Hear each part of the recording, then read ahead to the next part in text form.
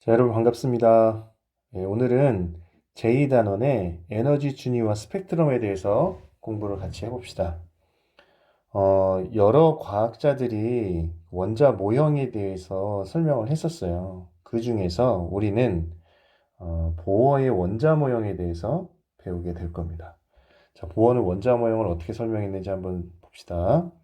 자, 보어는 원자핵 주위를 원운동하는 전자는 특정 궤도에서만 운동할 수 있다고 했어요. 자, 일단 우리 앞단원에서 원자핵은 양전하를 띠고 전자는 음전하를 띈다고 했지. 이 두 전하 사이에 전기력이 작용하는 거야.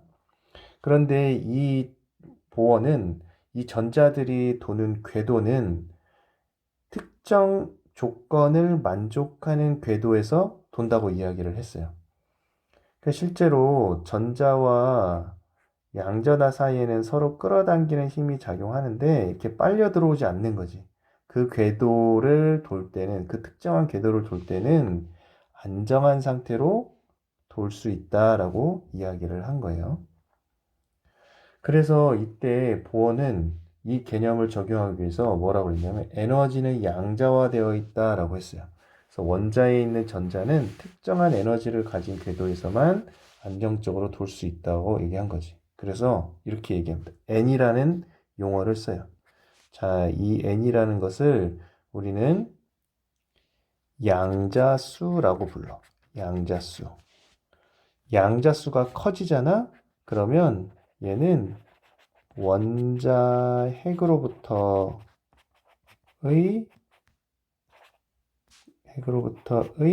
거리가 멀어지는 거야. 그렇게 약속하는 겁니다. 양자수가 커질수록 원자 핵으로부터의 거리가 멀어지는 거야. 그 봐봐, 지금 그림 보면 N은 1인 궤도, 2인 궤도, 3인 궤도 있지.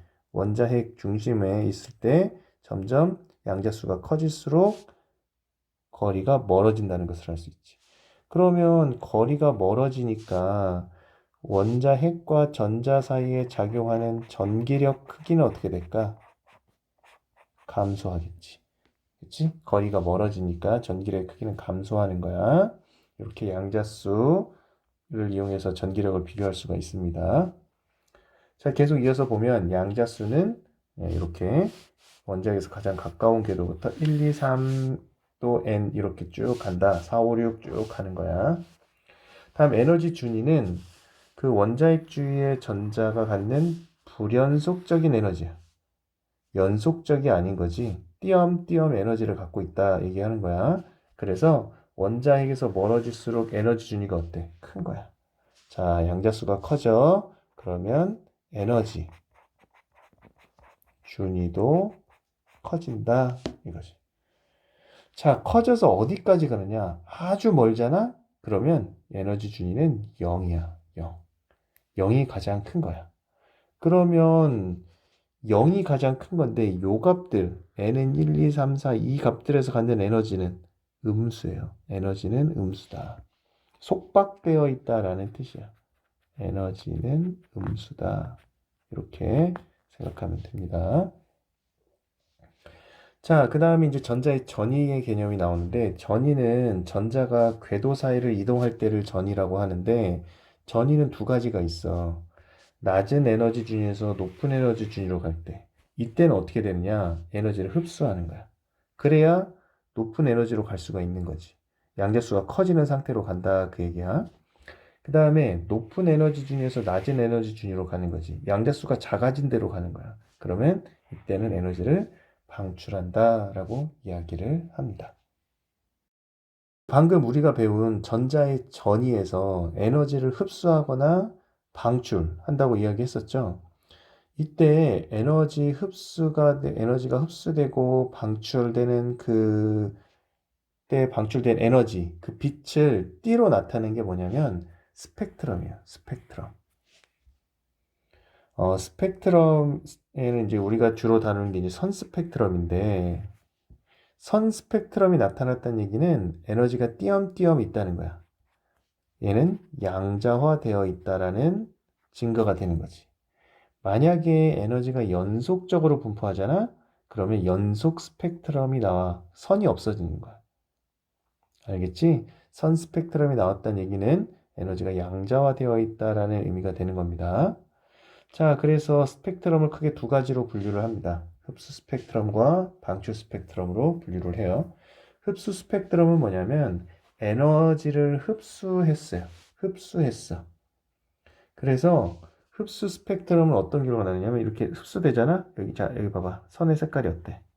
선의 색깔이 검정색이야. 검정색.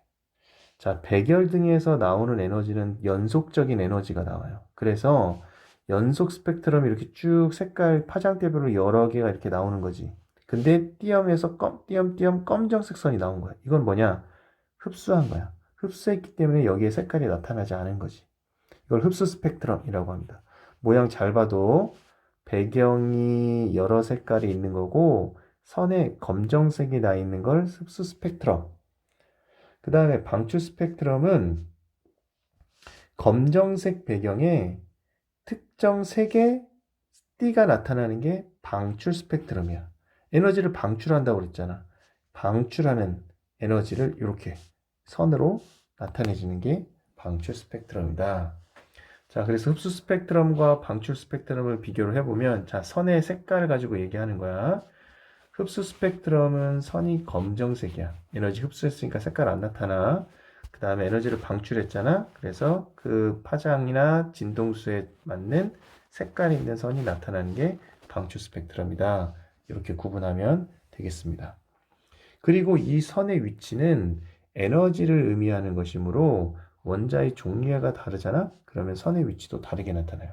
거꾸로 얘기하면 원자의 종류가 같으면 선의 위치는 어떤 거예요?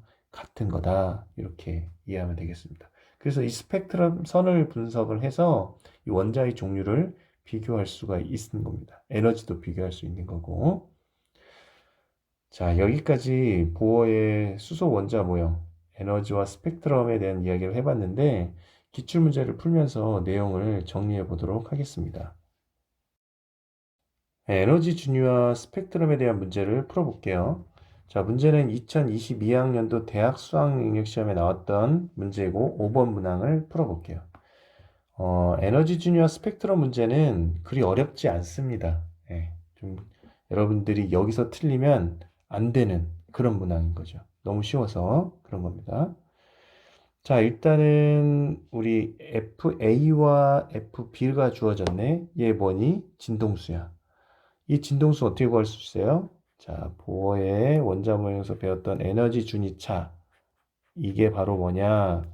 HFB인 거지. 3인 양자수와 2인 양자수 사이에서 전이가 일어난 거지. 얘는 에너지를 흡수한 거야, 방출한 거야? 방출한 게 되는 거죠. 방출했다. 그 다음에 A는 어떤 과정이니? 2인 상태에서 1인 상태로 전자가 전이했지. 이때 방출하는 에너지는 이렇게 되는 거죠. 자, 요 식을 여러분들 먼저 뽑아낼 수 있어야 되고, 그 다음에 FA가 더 클까요? FB가 더 클까요? 뭐에 비례하는 거야? 에너지 준위 차에 비례하는 거지. 자, 이 에너지 준위 사이 요 간격 있잖아. 요 간격. 요 간격이 클수록 에너지 준위 차가 큰 거야. 그러면 E3-E2가 더 크겠어? E2-E1이 더 크겠어? E2-E1이 더 크겠지. 그러니까 FA와 FB를 비교해 보면 누가 더 큰 거니? FA가 더 크다는 것을 알 수가 있어요. 자, 진동수가 더 크면 파장은 어떨까? 만약에 이 FB의 진동수를 갖는 빛의 파장을 람다 A라 하고 FB의 진동수를 갖는 빛의 파장을 람다 B라 할게. 그럼 파장은 누가 더 길어? B가 뭐지? 3에서 2로 전이할 때 방출되는 빛의 파장이 더 긴 거야. 이것도 같이 정리해두면 좋겠습니다. 그 다음에 또 하나 정리해둘 거. 요게 많이 나오더라고. N은 2인 상태로 전이할 때 방출되는 빛. 어떤 빛? 때 가시광선이 방출되는 거지. 가시광선은 눈에 보이는 빛이라고 생각하면 됩니다. 그래서 요게 많이 나와요. N은 2로 전이하는 이때 방출되는 빛은 무슨 전자기파냐? 가시광선이다. 기억해 두시면 됩니다. 자, 이것으로 에너지 준위와 스펙트럼에 대한 내용의 설명을 모두 마치겠습니다. 수고하셨습니다. 나머지 내용은 여러분들이 한번 풀어보시기 바랍니다.